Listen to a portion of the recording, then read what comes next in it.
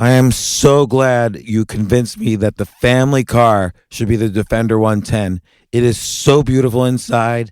It's so comfortable, and it just feels indestructible. Yes, it really is. I've been waiting a long time for the new model to come out. The Defender 110, I'm telling you, it's my favorite car of all times. It's my third one. You know, I have stories of going off-road. The guy managed the group. He was like, what are you doing in this beautiful car? I'm like, I'm going off-road. He's like, are you sure? Because you can use one of ours. And then they look like Mad Max cars. I'm like, no, we're going to do this. And he was shocked. Wow.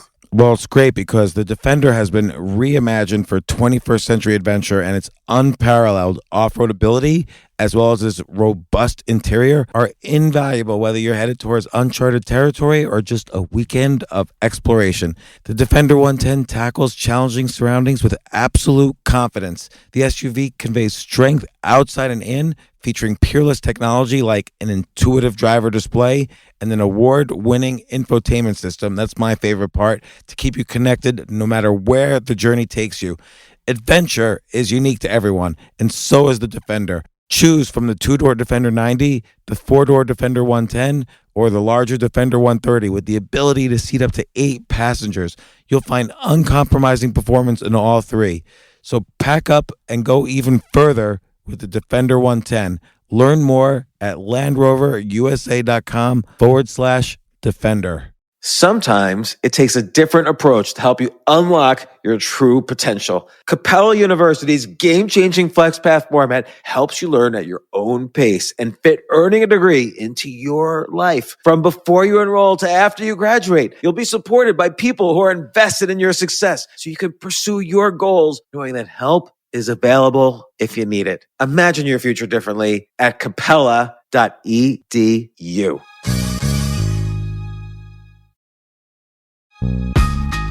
This isn't your average business podcast, and he's not your average host. This is the James Altucher Show. Today on the James Altucher Show. You're such a great communicator, and part of this discussion is going to be about that, but this is a different sort of book. This is like looking at a history of the world through literally the lens of the history of developments in astrophysics. Correct. That's the best 1.5 sentence descriptor of the book ever. I'm honored you could have it. Can I use it? Yes. By the way, it's equally as intellectually lazy to accept what someone says as true as it is to reject what someone says as false. The real scientific inquiry is about probing the information and learning and knowing how to ask questions and learning the difference between what is the baloney and what is the truth.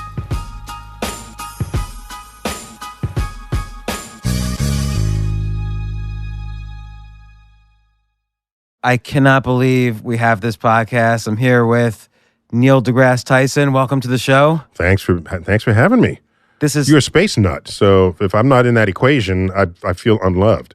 No, I'm definitely a space nut. Although I'm gonna get to that in a second. But first, we're gonna talk about your brand new book, Accessory to War: The Unspoken Alliance Between Astrophysics and the Military. And I've read it's spanking brand new. Yeah. Spanking brand new. Yeah. And I've read quite a few of your books. Like I read Astrophysics for People in a Hurry. I read Origin. I've seen so many of your podcasts and videos and Cosmos and all this stuff. So what do you need me here for? Well, that's what we're gonna figure out, aren't we? But by the way, just so you know, not that you've asked, I write books so that I never have to talk about that subject again. well, I just direct people to the book. Well, what's interesting, this is a different book than your other books. So I'm very familiar with your oeuvre of books.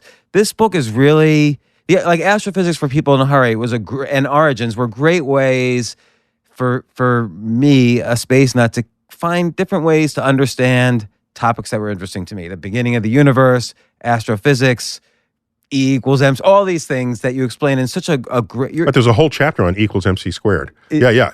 You're such a great communicator, and part of this discussion is going to be about that. But this is a different sort of book. This is like looking at a history of the world through literally the lens of the history of developments in astrophysics. Correct.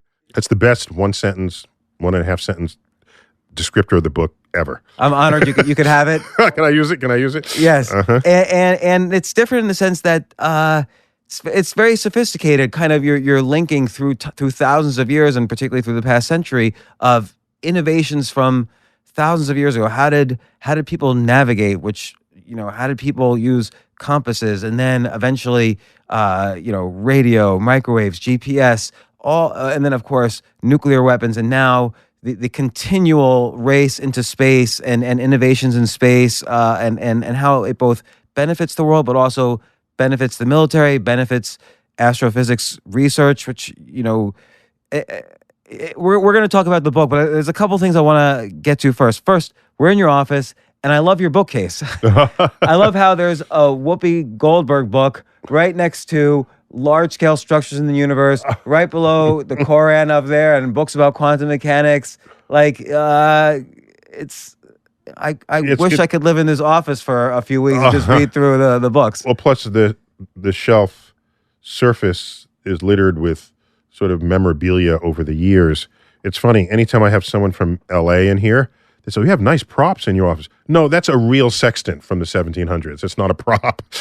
The urge is to think there's some prop house that supplied them all, but they're authentic. No, and it has a magical feel when you walk into the office, like that telescope there behind your desk. Like, what's that?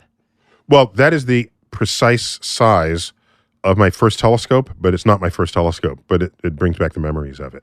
And I think it was a 2.4-inch refractor. I think that kind of emotional attachment to the objects around you, and particularly your 50-year love of space and astronomy and astrophysics, really shows. Like, you can't hide it. And I understand. Actually, I do try to hide it at home so that the space is shared with the rest of my family and it's not dominated by the universe. So most of the weird cosmic stuff that I might put up in a man cave, I don't have a man cave. I live in the city. There's no room for a man cave. So it's all here. So my office is your man cave. The office is the man cave. All right, let me ask you about your life at home. Like, obviously, you're so fascinated by every day there's new innovations in astrophysics, and you're probably thinking of new things for your book or your next book or whatever. And I've seen you on so many shows. Like, when you're on Colbert, it's hard for Stephen Colbert to get a word in edgewise. How does your wife talk about anything other than astrophysics with you?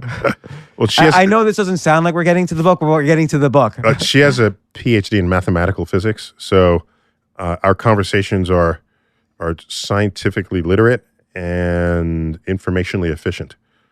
Informationally efficient. What does that mean? It means when you study physics, one of the things you learn, and it's not that it's drilled into you, it's that it's a fundamental part of how you think, the rewiring of your brain.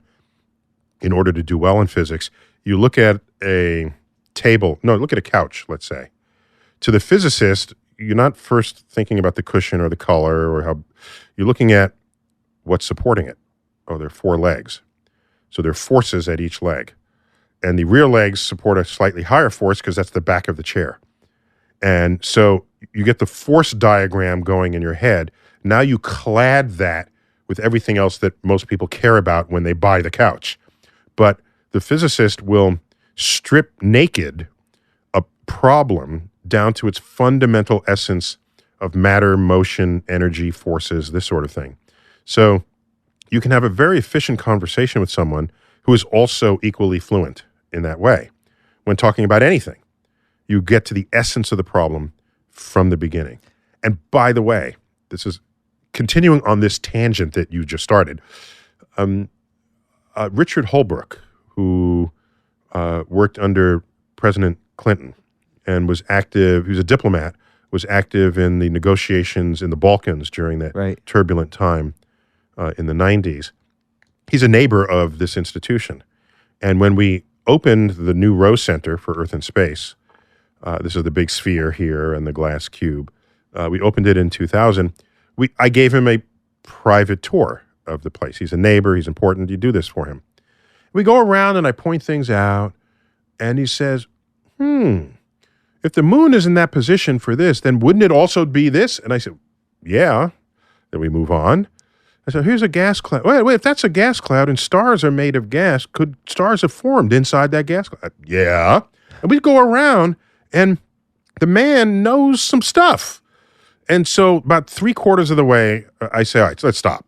Where's all this coming from? He said, all right, let me level with you. When I first went to college, I majored in physics. And only later did I switch to politics and diplomacy and the like. So then I said, did that have any effect on you in your negotiation? Oh, he said, oh, by all means. He wouldn't trade that background for anything. I said, in what way? He said, he walks into a room. As a physicist, you analyze what people are saying. You cut the fat and the BS, and you say, this is what they actually mean, and here's why, because the laws of physics are operating in the same room, and they apply to everyone equally. But what do you mean? Like, well, he didn't give a specific example, but I'm just telling you. How can you imagine that, like, let's say in a conversation or if you were having a negotiation with someone, I could see how maybe metaphorically laws of physics, how energy you could moves say, around for space. example, they're wielding a certain amount of firepower, but you know what budget they were working with, and you know how many people they have, and you know how many scientists they have, and they can make a statement that's not actually physically sensible. Not that it's impossible, it's just not sensible. So you know they're just puffing their feathers with that statement. Someone else might say, oh, we moved troops from here to there last week, but you know that it's how many miles, and they don't have the equipment, so that can't be entirely true. Maybe they got some troops, but not in them. So you analyze in situ what people are saying and the likelihood of it being true. And it's not, by the way, it's equally as intellectually lazy to accept what someone says as true as it is to reject what someone says as false. The real scientific inquiry is about probing the information and learning and knowing how to ask questions and learning the difference between what is the baloney and what is the truth.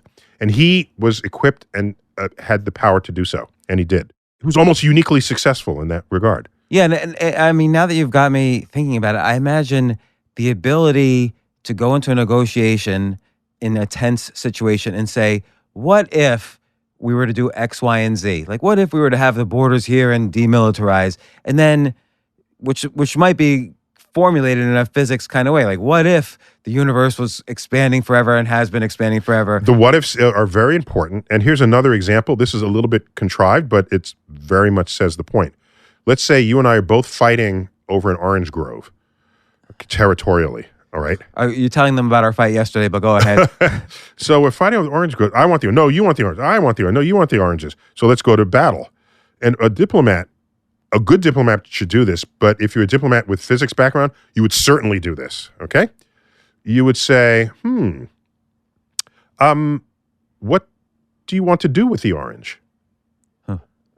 And you'll say, well, I want to make juice out of it because I like orange juice. Then you turn, what do you want to do with it? Oh, I want the oils from the orange skins so I can make orange essence for these products that I have in mind. Oh my gosh, we don't even want the same thing. You want the juice and I want the skin. So now you create a system where we both get what we want. So you're breaking down a problem into its actual components. Correct. And that's I don't mean to trivialize what could be very complex geopolitical issues. Right. But that's an example of probing something to its fundamental bits, okay? What's fundamentally behind this, and why do you want to do it? And analyze it. Bring out the information, analyze the information. Don't just say, I want it. No, you want it. No, I want it. Well, we have to kill each other, and whoever kills the most people wins. So that's the immaturity of conflict. I'll extend this tangent 1 minute further, which is if you're in an argument with your wife, how do you both de-escalate, knowing your physics? De-escalate. Very good. So, the comedians Key and Peele actually parodied me and my wife. Oh, I've got to look for that. But yeah, it's online. They don't know my wife, so they just represented her, imagined her. Okay, so they have me. They're portraying me. One is portraying me. One is portraying my wife, and the wife says, "Neil, it's time to you said you would dump the garbage, and you haven't taken out the garbage yet." And so I reply, "Well, in the multiverse, there is a universe in which I have already taken out the garbage. So that should count as part of who and what I am in my tasks. And then she goes, oh, okay. And then I don't end up doing the task. So there's a series of these where I go, cosmos narrator on them, speaking cosmic themes. And then she just sort of accepts it because you left looking up in space wondering what the hell I just said. Fact is, she has a PhD in mathematical physics, and there's nothing that I can say that will get by her in that regard. So how do arguments de-escalate? Usually has to do with, did I say what I was going to do? Did I do it well enough? Did I, come home on time? It's, the usual marital stuff. It's not, we don't get into certain arguments that I've seen other married couples do. That this is true. Like arguments that involve the resolution of what is objectively true are never arguments between us. So like, what's an example? Oh, why did you, I told you to leave this out. Why did you put it in the refrigerator? Well, I only put it in a couple of minutes ago. And said, no, I think you put it in an hour ago. No, you go, we check the temperature of what I put in. You pull out a thermometer. That's great. This is like 5 degrees colder than air temperature. So it could not have been in there for very long. So you can't get away with... That resolves it. Boom. Yeah. And we're on to the next thing. It's not an argument. That's good. Yeah. So obviously, I want to get into so many great and interesting points about this book. It's you go further than what Eisenhower called the military-industrial complex. And his warnings of it in his last speech. You talk about the warnings both in the past, the present, and in the future. How astrophysics and the military have been so linked. We've got to be studying the history. We've got to be very, very careful about the future of how we link astrophysics and the military. I will get to that in one more second. The one thing I also want to know is, you've been fascinated with astrophysics and astronomy and the cosmos since you were 9 years old. Yeah, 9. Here you are. Happy birthday. You're turning Thank you. 60 in a few The days. big 60, yeah. And so is NASA. Really? The same week. Yeah, we were born the same week. That's so funny. Yeah. And also what sets you apart, let's say, from all the other astrophysicists in the world is that you're a great and wonderful communicator. Like astrophysics in a hurry, for people in a hurry, is, for instance, and even this book, you are really, and your shows and podcasts, and everything, you're really great at explaining the most complicated things in the universe to anybody. And that's why you're the director of the Hayden Planetarium. So my question is, you're living a dream life. Like, you're director of my favorite museum from when I was a kid. You're writing these fascinating books. Key and Peele are making fun of you and your wife. Like, what happened? You it's like you were obsessed since you were 9 and never turned off. And somehow you learned these skills of great communication. So, a couple of things. My field, I think, has more good communicators than most fields, most scientific fields. And I base that on the fact that our subject matter. First, the vocabulary is quite transparent. Unlike chemistry and geology and biology, we are totally into one-syllable names of things, okay? The beginning of space-time, matter, universe, Big Bang. That's the official name for it. It's almost like a marketing... It's official. It's a region... Excuse me. It's a burp. Region of space you fall in and don't come out, and light doesn't... Black hole, okay? That's the official name for it. There are galaxies that have spiral shapes in the sky. Those are called spiral galaxies.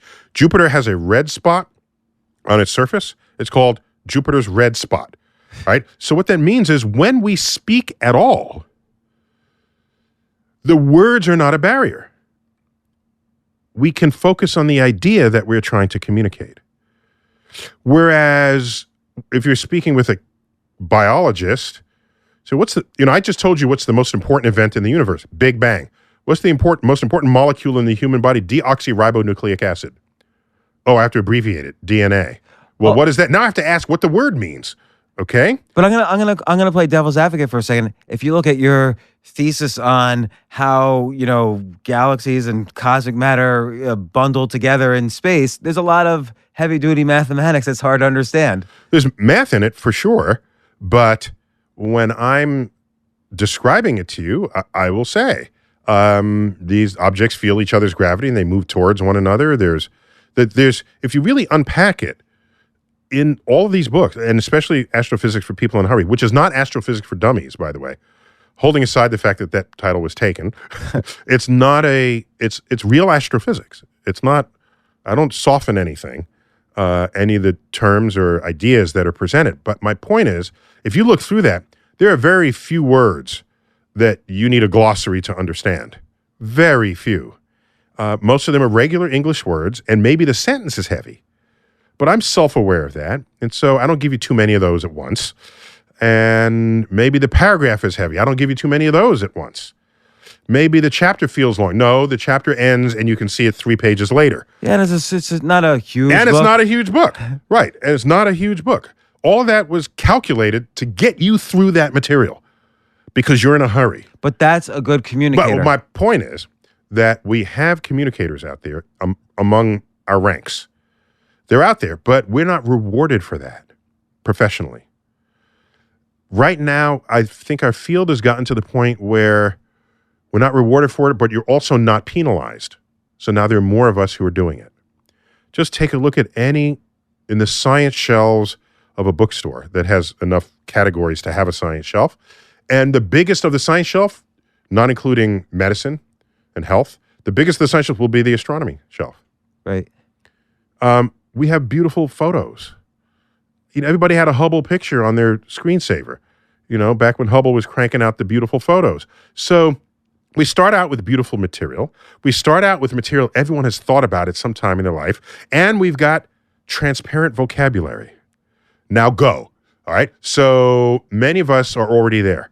What I would say I'm doing differently is I'm working in very many media. Okay. So I have a podcast that's on the radio. There's a version of that that's on television. Then I write books.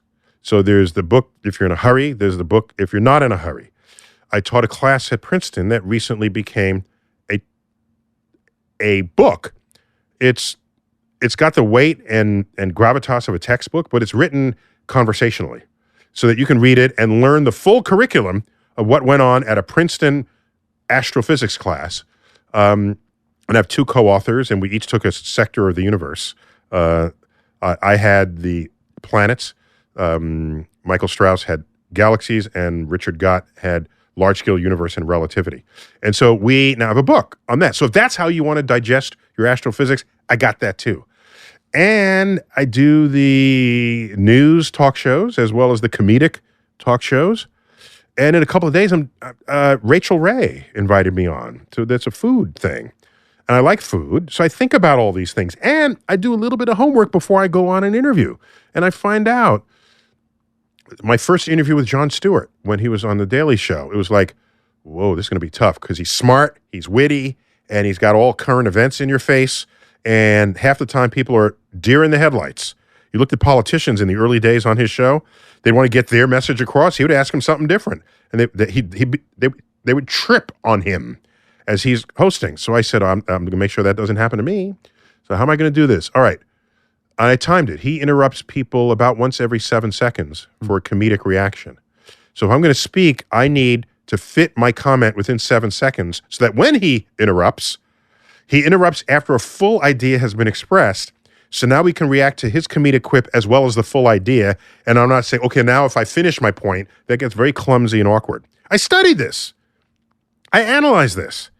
And so that takes time and it takes energy and it takes also, if you're talking to people who are not already science interested, people who don't know they like science, or at the extreme, people who know they don't like science. How do you bring science? Are they going to tune in? No. Are they going to listen to Science Friday on NPR? No. But everyone's seen Star Wars as an example. Exactly. So it's like science is intersects our culture in every way. Exactly. So there's a pop culture scaffold that everyone carries with them. They know what Star Wars is, even if they're not a fan of it. They've heard of Star Trek. They know other pop culture things. They've heard of Beyonce. They know who Oprah Winfrey is. They know who Donald Trump is. They know things that are pop culture. And this is where the rubber hits the road. if I'm speaking to you and you have no other science fluency, but you're pop culture fluent, I will find ways that science has touched the pop culture things you're interested in. If you're going to say there's a difference, that I invest time and energy in that. That is, it's not a crazy amount of time, but it's enough to crack that egg. And I think that's a formula that could probably used in many industries is over prepare for who you're about to meet.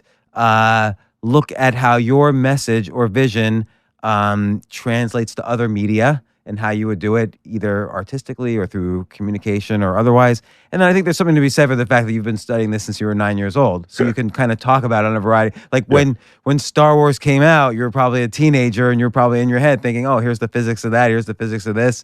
So you were ready. There was no physics in Star Wars. Fair enough. No, but you mentioned the lightsaber in this book. Oh, yeah. So as a thing. As a military use of astrophysics. But okay, so let's get to this book. So you start off even like thousands of years ago, how the study of the sky helped people navigate, help people predict. Navigate on Earth. Yeah. Navigate on Earth, help Columbus threaten Native Americans by, predicting that God would move, shove away obliterate the moon. Yeah. Right. He knew a total lunar eclipse was forthcoming. And this is third or fourth voyage on Hispaniola, and he needed supplies to get back safely for his crew to get back to Spain. And he didn't have enough. But the locals had supplies, food supplies. But they only make exactly enough supplies to get them through the troubled times before the next harvest. So, but that didn't matter to Columbus. And he said, because they refused to give him the supplies for that reason. And he said, if you don't give me the supplies, my God will make the moon go away and make it disappear if you don't comply. And some were skeptical, rightly, but others said, oh my gosh, I think we better do. They waited. Sure enough, the night comes. The moon begins to disappear, and they freak out, and they rush and hurry, and they get their supplies. And Columbus waits till halfway through the eclipse, comes out of his cabin, and says, thank you. My God is merciful. He will now return the moon to you. So if you wanted, he was a showman. If you wanted another reason to think that, as I said, to think Columbus is a dick, there's your reason. So why this But book? He's exploiting knowledge of the universe for political, or in that case, for dominance over people who didn't share that knowledge. Well, so knowledge is power. And so knowledge is power, but also physics is power. So let's say a war used to be fought with, who had more men on the ground. If this side had more men, they would win. But physics opened the door to more advanced weaponry, obviously. Yeah. And it was no longer a question of who had more men on the ground. There were other who had better surveillance from space. Yes. Who had better nuclear weapons. But it goes further back. So it's not just men on the ground. It's this is both physics and engineering. Whoever first rolled up the catapult in the siege of a castle, that must have been terrifying. Oh my gosh. There's energy stored in the spring action of a catapult that then can hurl burning balls of, so weaponry is fundamental for the asymmetric advantage that a military siege might want. For astrophysics side of this, it's not weapons. Yes, the physicist will get you the weapon, as will the engineer. The astrophysicist gets you information. Right, but and as you point out, information that helps the military is often more important than any other kind of information. Correct. So you use Leonardo da Vinci as an example. He wasn't just saying, hey, let me paint a painting of you. He was saying, I could build weapons for you. And that's how he became a wealthy artist. Yes. So, and he knew, but that was the engineer in him coming out. And one of the great people in whom there was a synthesis of science and art. And it's not an accident that art and science is two sides of a coin. You might say in your life, ooh, he's got it down to a science. But on the flip side, you say, he's raised it to an art. These are two phrases that you use almost in exactly the same situation. It's you're offering high respect for the creativity of someone who's accomplishing a task that others had failed at or didn't even know was a task to engage in. So now, like, let's look at the last century where, I mean, and you give the whole history for 1,000 years of astrophysics. It's brilliant. Even if you don't know anything about astrophysics, this book explains everything, but then relates it to real world history that we've learned since high school in a very new way. Yeah. It's very much a history book in that regard. Thanks for calling that out. And this century, it seems more obvious than ever that astrophysics could lead to our life forever for this species or death forever for this species, just because we're hitting certain edges of research that are, affect us on every level. No, if we die as a species, it will certainly because people in power did not heed the warnings of scientists. Like you mentioned the quote from Einstein, I don't know how World War III will start, but World War IV will certainly be fought with sticks and stones. Correct. And that was like in the middle of that was spoken after Second World War, right, 1949, I think that was. He sees the destructive weaponry that is rising up even before we were deeply into the Cold War. It had begun. When was the Iron Curtain speech? That's sort of the official communist boundary between the free world and the non-free world. But, right, so I'm saying that if the world ends, it's not going to be because scientists ended the world. It's going to be because politicians and the rest of us did not become the shepherds of civilization that we needed to be in the face of the power that science brings to the table. Now, I want to make a distinction, too, between physics and astrophysics here. So when I think of the atomic bomb, I'll think of physics. Correct. But astrophysics, you point out, what we have in space now, all the satellites or the potential mining of minerals. It's basically space warfare, but there's just no weapons. It's information. It's like, command and control, surveillance.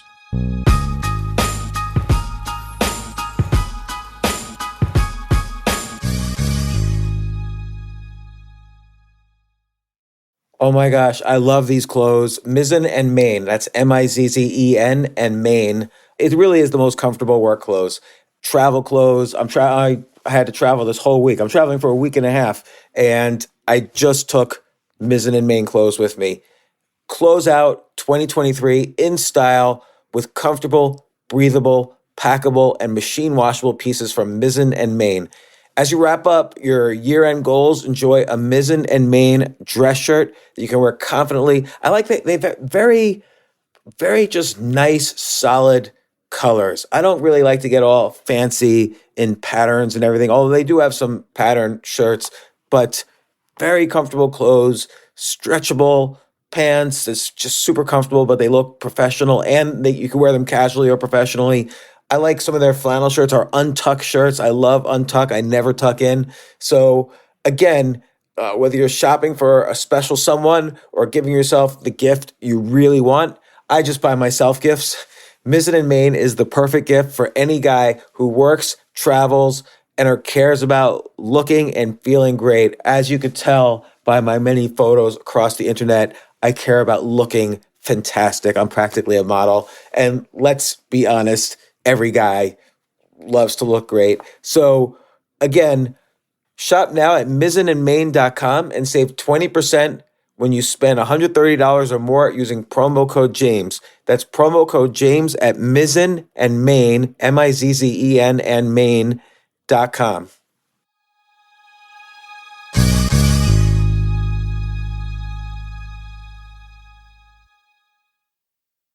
You know what I love about fantasy sports is that even though I'm not going to be a great basketball player or a baseball player or a football player or whatever, I feel like I get to participate and make decisions and use my knowledge of these different leagues or these different sports to compete.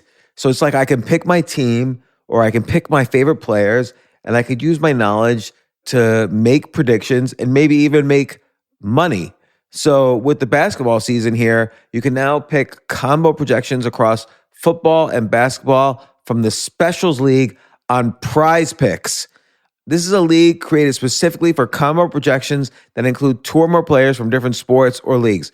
Want to play alongside some of PrizePicks' favorite players like rapper Meek Mill and comedian Andrew Schultz, who's also been a guest on this podcast, and I've been a guest on his? You can now find community plays under the promos tab of the app to view entries for some of the biggest names in the PrizePicks community each week.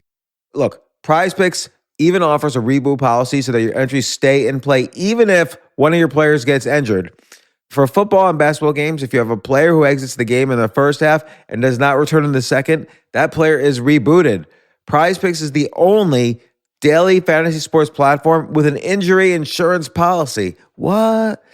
So I love playing it. I love anywhere where I can use analytical ability with my interests to demonstrate some skill and maybe make some money. And I like the game-like aspect. I do wish they had chess as a category on prizepicks.com, but I'll settle for what they've got. Maybe I should make my own fantasy chess league. But in any case, I love PrizePicks. Go to prizepicks.com/James. Use code James for a first deposit match up to $100. That's the easiest $100 you're ever going to make. So that's prizepicks.com/James and use code James. Daily fantasy sports made easy.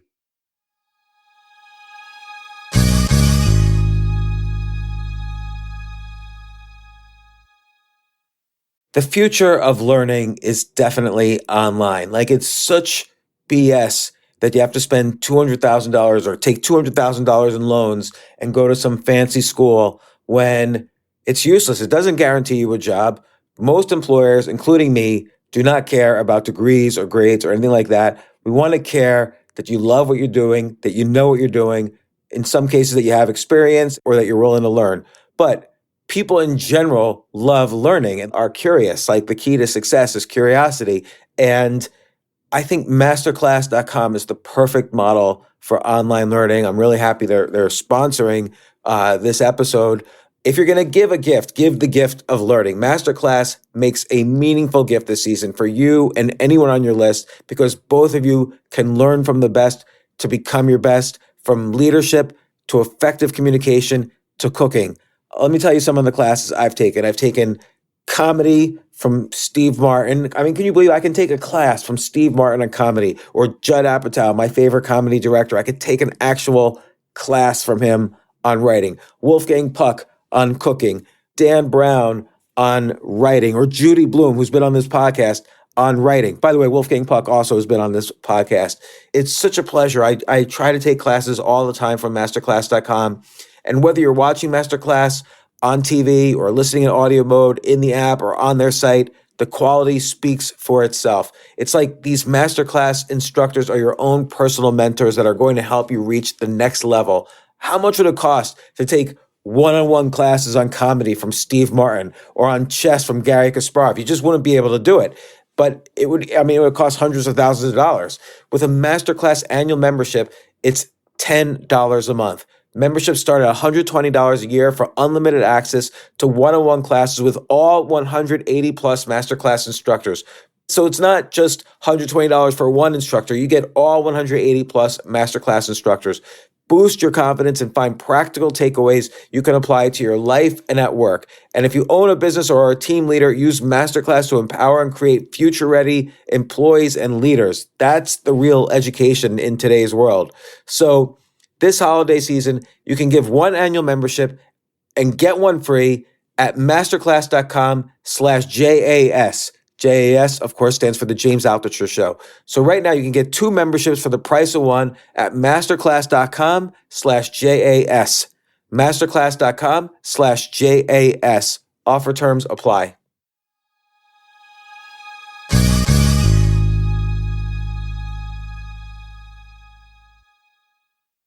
I didn't know this, but you mentioned this in the book. The Hubble telescope, which looks outwards, Yes. is is exactly the same satellite as these satellites called keyholes that look at the Earth. Correct. It's fundamentally the same architecture and design. But the keyhole came first because they had the big budget and they knew it. And then we said, when that gets declassified, get us one of those. So we get a telescope and it looks up instead of down. So that's exactly What can the right. keyhole see? Well, Or it's a about keyhole? resolution. It's about resolution. So you can always, if you look down, you'll see Earth. So now Hubble's resolution was, well, because it's looking out above the atmosphere, it was a fraction of an arc second. Looking back through the atmosphere, it's not as good because the atmosphere creates turbulent conditions. But, could you read a license plate? I'd have to do the math on that. A license plate at a difference of 250 miles. But the reality is it's only going to get better, whatever the resolution is right now. Well, no, there's actually a physical limit to the resolution of your telescope given the size of the telescope and the wavelength of light you're observing with it. There's a physical limit to that. So what you can do is use light of shorter wavelength that gives you higher resolution. That's why we went from regular CDs, regular DVDs, to Blu-ray DVDs. They're using a blue laser instead of red laser. Blue has a shorter wavelength and carries more information than a red laser does. So that's why. And they don't spell it right. They just call it BLU, but it is blue. Why'd they drop off the E? I don't know. So you also go into, the important, I think there's a lot of questions in people's minds.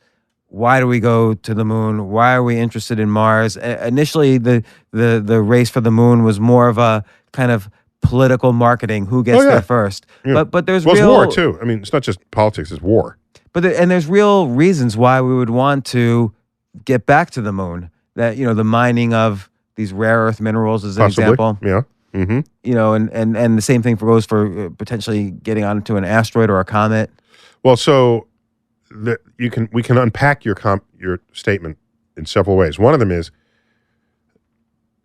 you can go to space and tap resources, but you have to ask, what does that cost relative to just obtaining the resources on Earth? And it may cost much more given the cost of your launch vehicle and the time and the energy. You got to bring it back. It might simply not be worth it.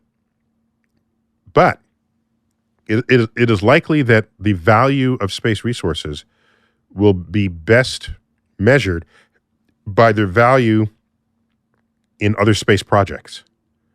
So I'm building something in space. I need water for my crew.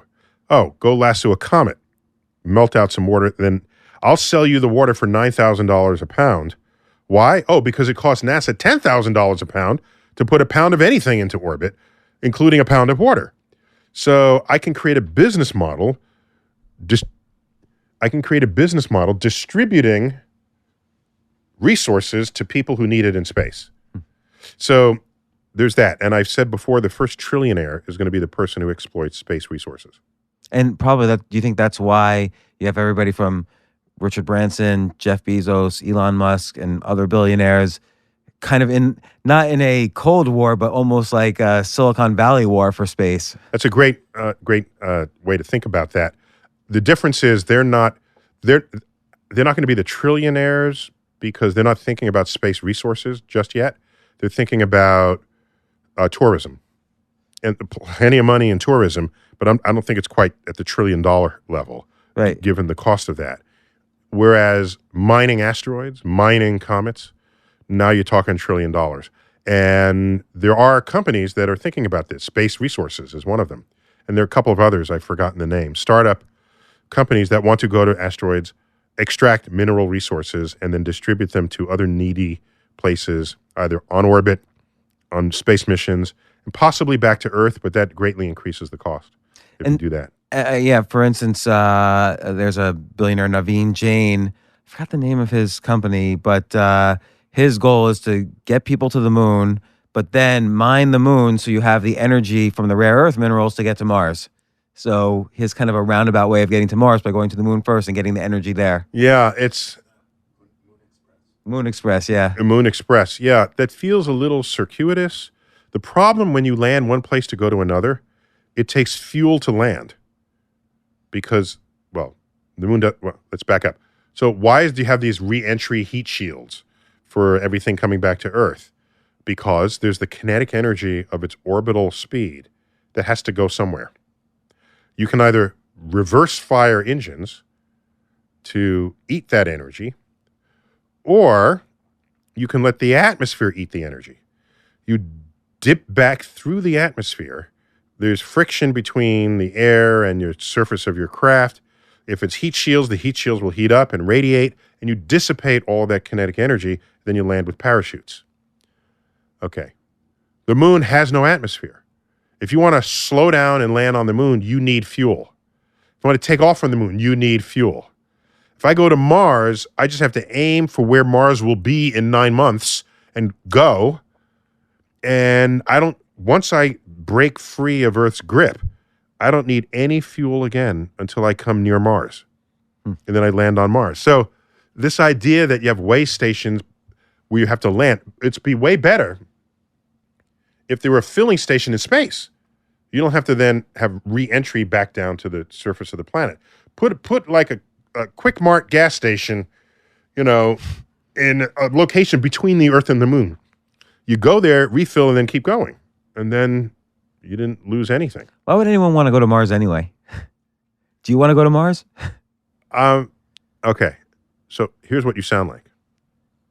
We and your engineers, and we're in my office, we're huddled around the microphones, and I say, gee, I wonder what's outside this cave.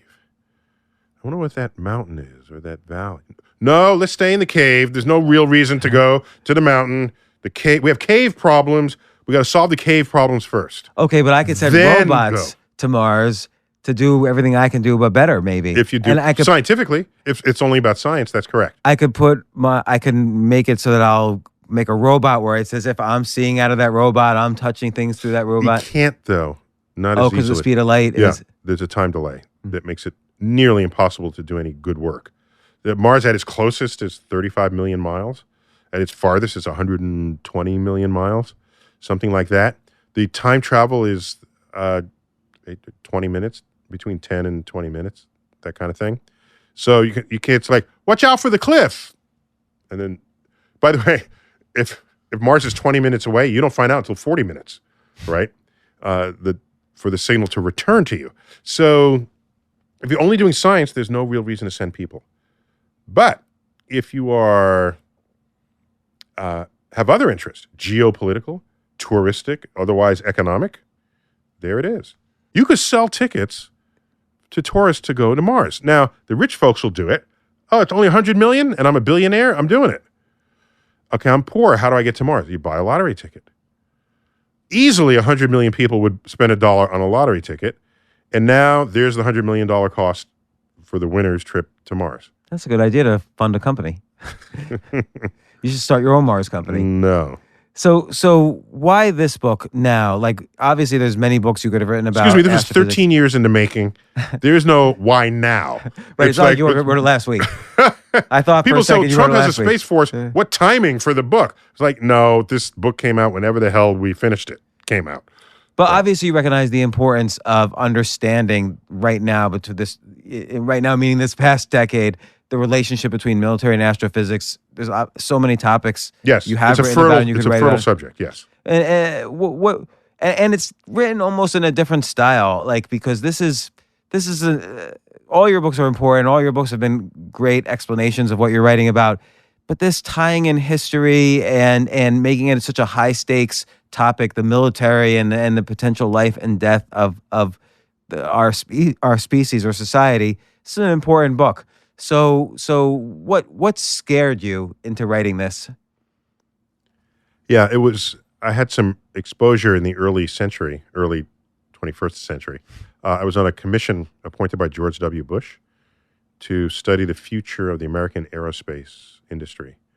And I was sort of baptized into this collection of people who, very powerful, 4-star generals, former members of Congress, heads of committees, captains of industry, but also it represented the political spectrum. There was the heads of the Aerospace Machinists Union, right? So both labor and management were represented, left and right were represented, academia, myself, and government was represented. And we had a common goal, and that was to explore what the future of American aerospace industry would be like. It was on hard times.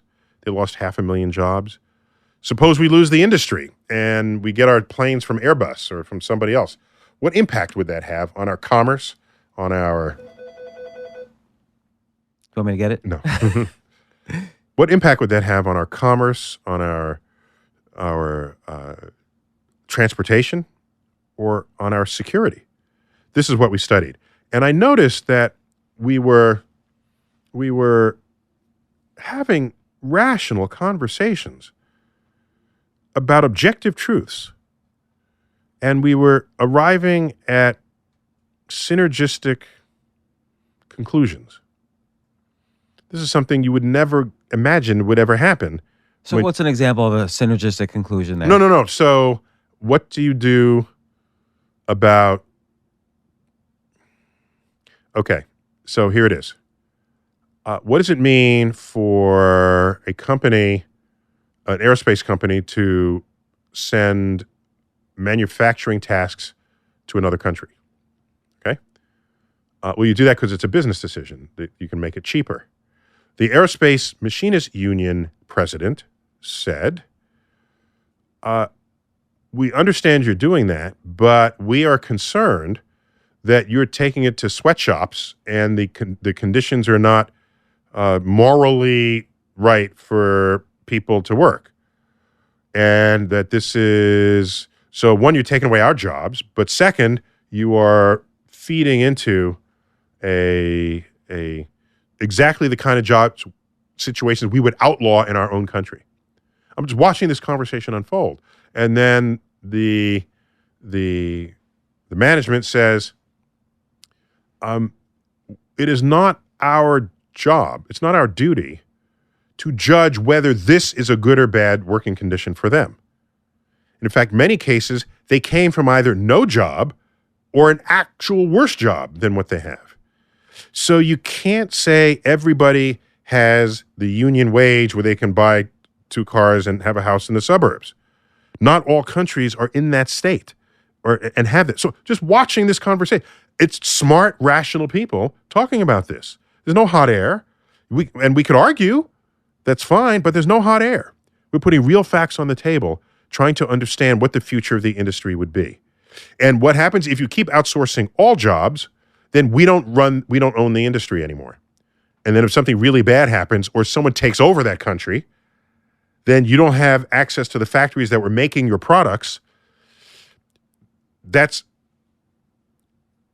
You've lost control over your supply chain. These are amazing conversations. And I, as an academic, are delighting in watching rational people have rational arguments, something that you don't see much today. It's irrational people having irrational arguments, or rational people having irrational arguments. You don't have rational people having rational arguments. So this, I saw this and I said, wow, this must have gone on, this kind of gathering must have gone on in other countries throughout time. And they each would have had an astro person in the mix who could comment on navigation or what role the knowledge of space things matters to your power. Even things like radar, microwaves, all these things, GPS, all these things you list throughout the book. Yes. That have had such effect, that have had such good intentions for society, but not necessarily the best of intentions in military. Well, so I'll get to that in just one moment. But my only point is, after seeing this, I said, there must have been one of me in every one of these meetings throughout time. I wonder if I can write a book on this, exploring what role the astrophysicists played in just these kinds of challenges throughout history. The war dimension came on because of I was at a space symposium, and right when the second Gulf War kicked in, and it was like, whoa, that's a highly space-enabled war, heavily tapping space assets for command and control and intelligence and location establishing and the like. So now, your other point about you said it, what was it? Just a second ago. What do you say? Radar, microwaves, GPS. Yeah. No, after that. Sorry. You can trim this, right? Yeah. But we like all the mistakes also. Okay, you like the mistakes This is also. the Wild West. The Wild, Wild West. But anyhow, we, again, we're complicit, but like as we had established, we don't make the bombs. We just help you find where your target is, because we're experts in When you say we, the astrophysics. We're experts in multispectral imaging of dim objects over your head. Okay, this is what the military cares about. It's what they want, and so it was upon realizing that war. Oh, I remember what you were saying. You were talking about the science could be used for good or for evil. Mm. Well, what is the evil that you're talking about? And generally, in modern times, particularly people in my generation, middle baby boomers, we think of war as something evil. Like Vietnam was what we cut our teeth on. And then you realize, no, there are other wars that were noble and were for a good cause. And people willingly gave of themselves to fight. When you're fighting Hitler in the Axis powers, you're not saying, no, I love peace and I will not do anything about Hitler. Hitler, you don't have that option. You don't have that option. And when you don't have an option, you want the best stuff out there. So I've matured into the state where I will no longer judge whether, if there's something that I create, whether it's good or bad that the military takes an interest in it. Well, because the day might arise where, yeah, go ahead and use it, because we are being threatened by a rogue state or some crazy person who has taken control of some of our resources, and we need to wrestle it back. And sometimes these decisions, if one country was winning the astrophysics war, say, in terms of knowledge, that could be devastating to the other. So I'll just give you an example. The very first job offer I ever got post-college, this is 1989, I was offered a job at MIT Lincoln Labs, analyze this map of space junk. So there's constantly we would get surveillance maps of space junk and use statistics to determine what's junk and what's a missile heading our way. There you go. So this was important stuff. There you go. Detect a signal. And there's a lot of junk out there. Analyze the signal. Exactly. And this had been the 80s, so computers were mildly fast back then, obviously much faster today. And you'd write an algorithm that could distinguish a purposeful orbiting object from a random piece of junk. Right, so you'd have to use physics to say what's not physics and math, yes, and modeling. What's not going according to the laws of gravity, because space junk's just using gravity and moving around from that. No, but actually orbiting spacecraft are also only responding to gravity. They're all ballistic. No one's burning their engines to stay in orbit. Right. What can happen with space junk is that they can be, depending on the altitude, they could be responding to a decay in orbit, whereas purposeful satellites are expensive and you don't want them to orbit decay, and you boost their orbit back. Space station gets its orbit boosted, every 6 weeks or something, whatever the regime is, whatever the schedule is for it. The space station has so much cross section to air particles that the air is dropping it out of orbit continuously, and it has to be boosted back up. So if you see something with its orbit continually getting boosted, then it's not space junk. It's something that somebody made and cares about. So I want to, again, I'm going to recommend this book, Accessory to War, The Unspoken Alliance Between Astrophysics and the Military. It's such a great history. Plus, you could read it just for the astrophysics. You could read it for the history. I recommend reading it for both, since they're purposefully interwoven. I want to ask you again about your beginnings of interest in not only this topic, but astrophysics in general. You've stated at 9, you started becoming obsessed with astrophysics. Mm-hmm. By the age of 15, Carl Sagan wrote you a letter trying to get you 17 by then. 17. Yeah. Wrote you a letter trying to get you to go to Cornell. Yeah. What did the letter say? Oh, it said, I heard from our admissions office that you have a strong interest in, I'm paraphrasing, strong interest in the universe. If you find the occasion to visit Cornell to help you decide, I'd be delighted to meet you and give you a tour of the lab.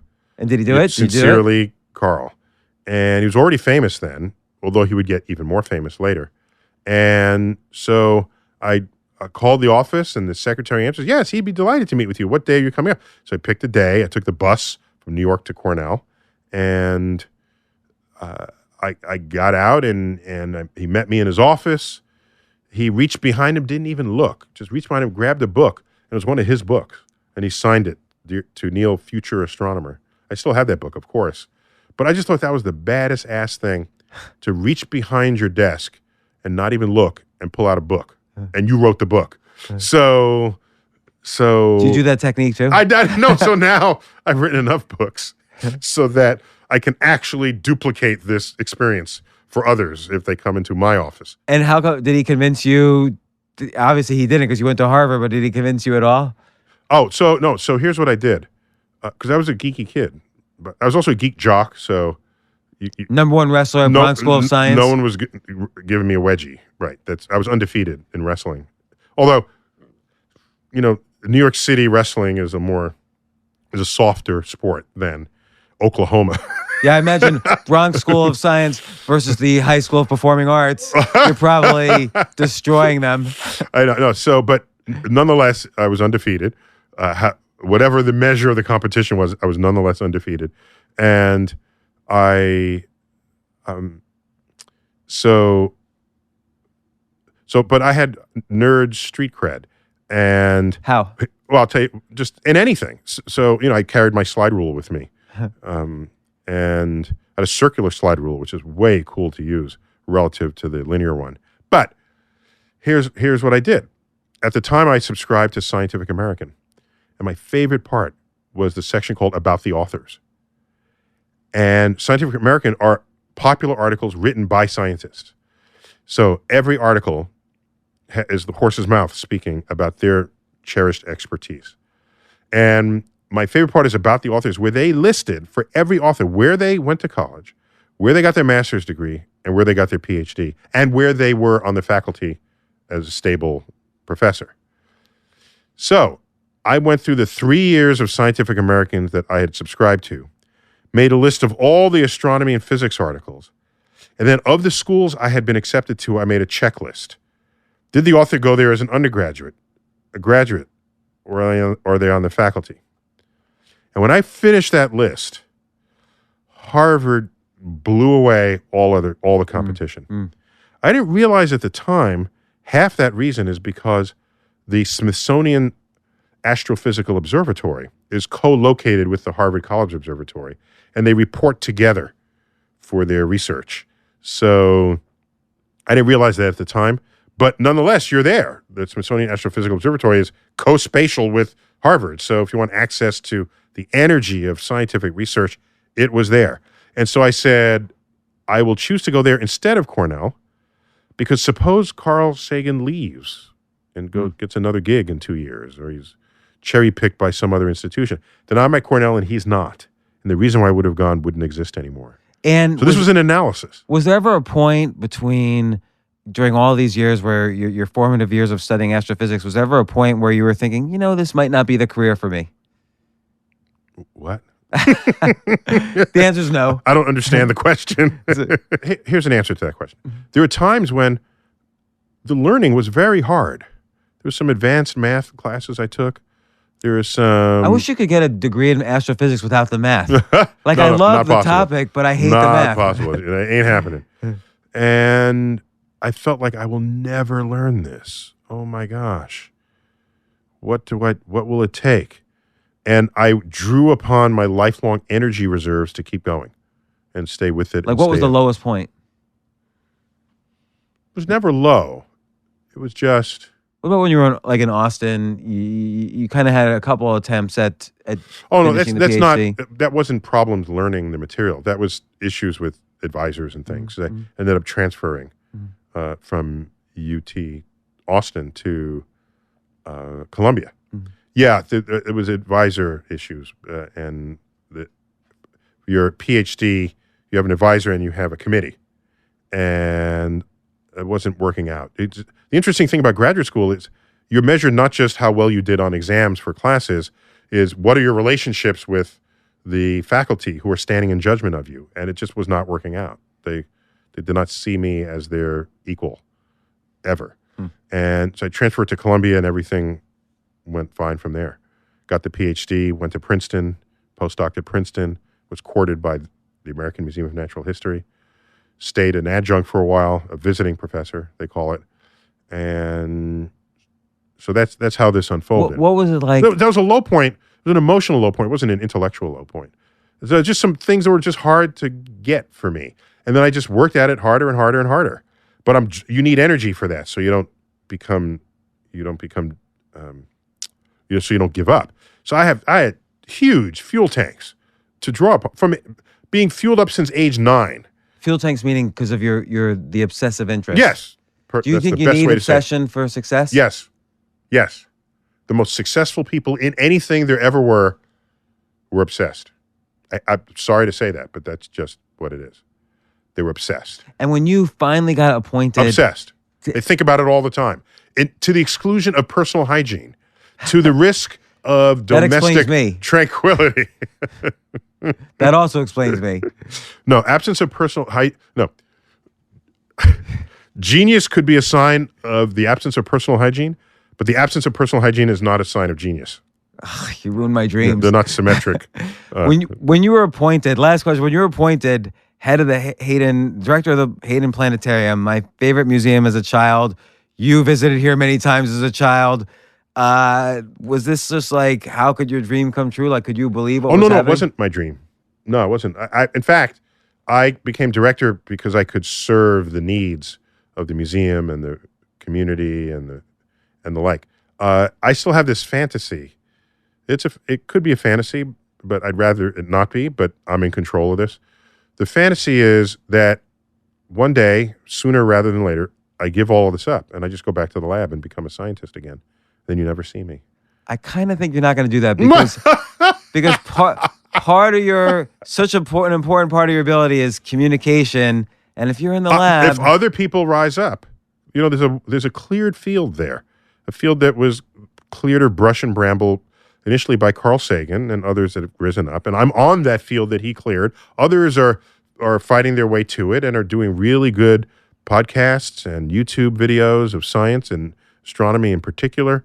And I think the day I leave, it will be the day that you don't notice that I leave, because the landscape of others doing the same thing will be so rich that you won't miss me. Well, I honestly don't think that's going to happen for the reasons that A, you're too good at it. B, I would notice because I'm an avid subscriber to everything you do. But I will recommend again, this is such an important book, Accessory to War, just out by Neil deGrasse Tyson, The Unspoken Alliance Between Astrophysics and the Military.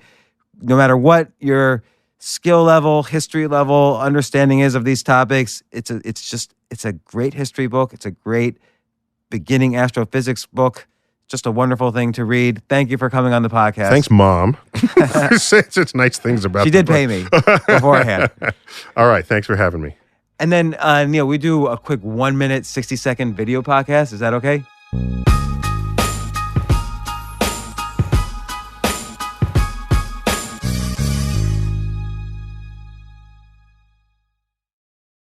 AI might be the most important new computer technology ever.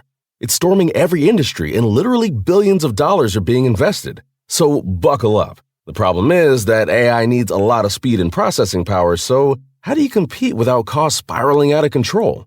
It's time to upgrade to the next generation of the cloud, Oracle Cloud Infrastructure, or OCI. OCI is a single platform for your infrastructure, database, application development, and AI needs. OCI has 4 to 8 times the bandwidth of other clouds, offers one consistent price instead of variable regional pricing, and of course, nobody does data better than Oracle. So now you can train your AI models at twice the speed and less than half the cost of other clouds. If you want to do more and spend less, like Uber, 8x8, and Databricks Mosaic, take a free test drive of OCI at oracle.com/advance. That's oracle.com/advance. oracle.com/advance.